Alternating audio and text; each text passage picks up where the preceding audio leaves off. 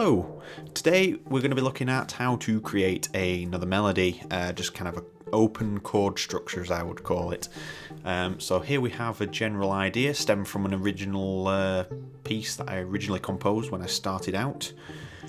So you get the idea there. We're going to move that along and duplicate it.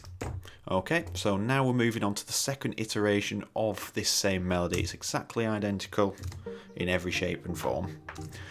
And what we're going to do is we're going to create an open chord sequence using 3-note chords. So we're going to turn these notes into 3-note chords. So I'm going to go for the D and the G. We'll start with the G, and instantly I can see that these Fs aren't going to work. And we're going to drop these F sharps down to Fs, and the reason for this is we can see Fs there, we can see Gs there. We know this middle note isn't really going to sound too good between those two notes playing.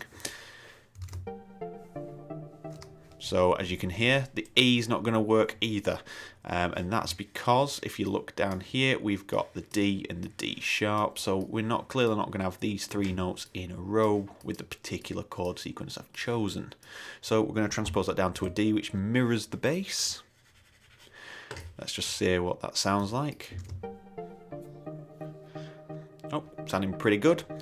So from there, what we're going to do is we're going to introduce this D in as well that I was talking about to make the 3-note chord. So we're going off this first note here. We've got the A and the G. Now we need the D.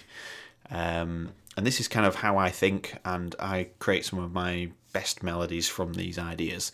So what we're going to do is we're going to select everything, hold shift and press down the down arrow key to shift everything down 1 octave. Now we're in dead mouse territory. That's what I like to call it. It's got that kind of dead mouse feel to it, nice and warm. It's got that special touch. So now we're going to introduce that D, but we're not going to put it down on this one. We're going to put it right up here on the next octave. And there we've created an open chord sequence here. You can see the amount of space between each one.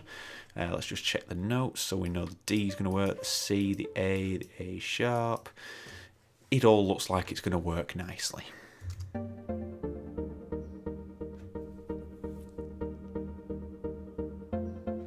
Okay, so we've created this kind of nice melodic idea. It's not intrusive to all the other elements that can come in between there. So we've got room for the bass line here, so the sub, then the kind of the mid bass line. The top bass line can start filtering between these. Then we have the hats and then the melody. So the melody we'd compose. We could create any sort of melody up there, but that's entirely up to you. Feel free to use these chords. So the only thing I didn't do, if anybody didn't notice, is I didn't create a copy of that. So now I've copied that to there. I'm just going to go in here and delete this D section here. So you can see we've gone from 1 note to 2 notes to 3 notes. And if we just put a kick in there,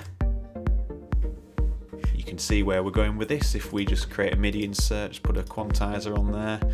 No, we need it on this channel. Put a quantizer in there and just put it to about 40. So we can kind of get that smooth bounce and create some really good music.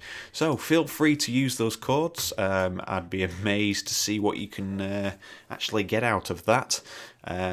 Thank you for watching. I will see you again. The links are in the description below. Thumbs up, subscribe for more videos. Thank you for watching. Bye.